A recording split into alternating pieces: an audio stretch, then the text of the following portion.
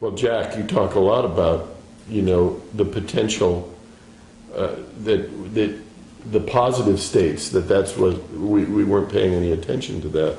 That psychology was mostly dealing with neurosis. And pathology. You have pathology. That DSM-4, and it's full of 1,000 different pathological states, and it's all about getting the right medicine or seeing what's wrong with you instead of seeing the way Maharaji saw you with love.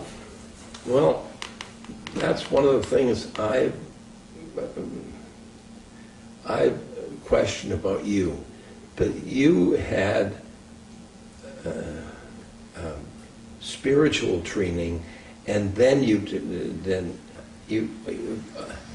I left psychology. Yeah, and you.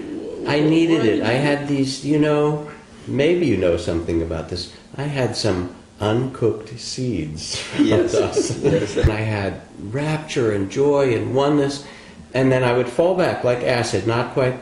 And then I realized that I had also done the kind of spiritual bypass, some kind of end run around some of that stuff. Yeah. And I needed to deal with that stuff somehow to figure out. There was a kind of, I would drop into maybe ego, you would call it, or someplace where I felt wounded, abandoned, incredibly lonely, and believed that stuff, even though another part would say, I know that's not true. Wait a second, it really felt true. So I needed to go back to kindergarten. I see. I see. Some of us are slow learners. I see. Because I could say, why does he do that? I needed it. Have you seen you've seen the end run thing, haven't you? Where people know how to get high, but they use it to kind of not deal with stuff. Full of them. Yeah, and now actually it's interesting because I did this conference a couple of years ago with Thich Nhat Hanh at UCLA, and there was like 2,000 or 3,000 therapists there, and they were so hungry for spirit. They were so hungry not to look through the DSM and see people as damaged beings and, as neurotic and as their pathology, and you're bipolar and you're, obsessive. And they were so hungry to hear from the soul or the love level that that's not who you really are. I mean, the whole room was lit up by just hearing that because they were stuck too. Yeah.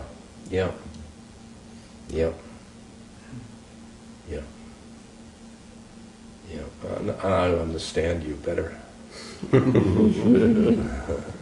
Yeah, I needed it.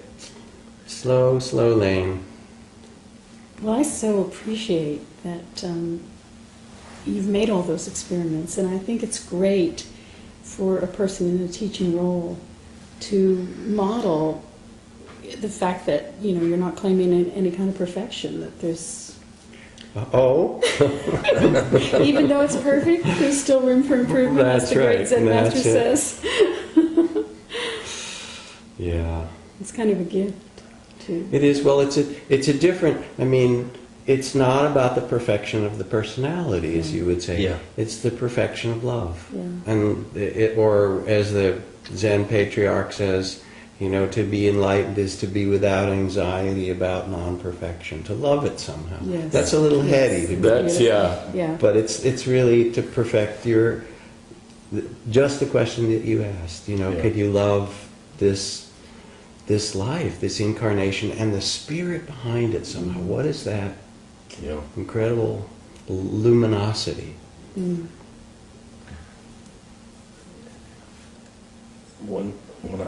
When I inhabit my soul,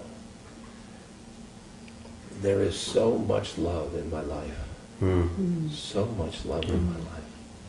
I can see that. You're surrounded by and people so much love that love. Love that love. Love that love. And you're waving at them in the beach and they're all waving back. Look what happened. We came along with you. Oh dear. Oh dear.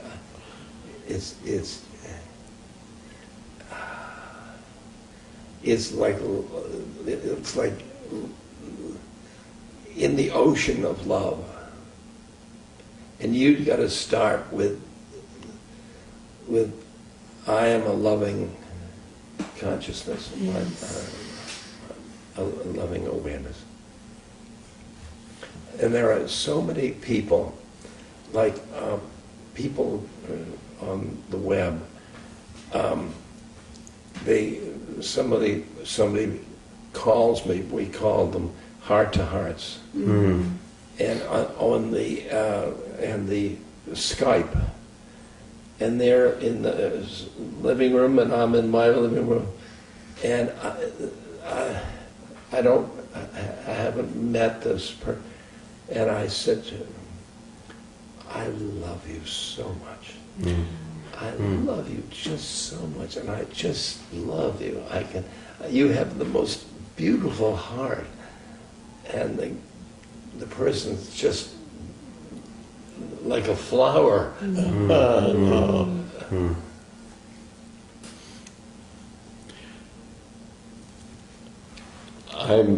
I'm working at being okay with imperfection, the imperfection of the world, the sorrows of the world, my own aging animal that I am. You know, that incarnation is very strong in me, and you know, I can love it sometimes, but often it's not easy. I see so much sorrow in the world that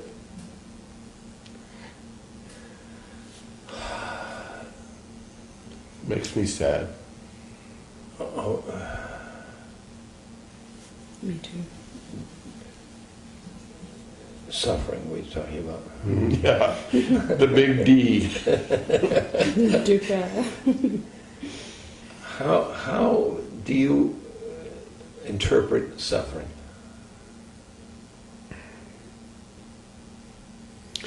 Getting what you want. What you don't want is suffering. Not getting what you want is suffering. Birth is suffering. Aging is suffering. Having needs. Having a constant. I mean, I But could what's go its on. meaning? This is not what is suffering, but how do you interpret it? What does it mean? Does it have a purpose? Is it a mistake? Yeah. That's the That- question. Well, yes. for me, the worst suffering is the cruelty that I see to human beings, to animals. That really Okay. gets to me. What is the purpose? Do you see it as a mistake? Can't we get enlightened without suffering? Do we have to have it in the mix? No. Well, no. But I know. But if you'd have created, if a world was different, then there wouldn't be suffering, and we would be enlightened, and we could. No. All right. We got to have it. Come on. Bring it on. Bring it on.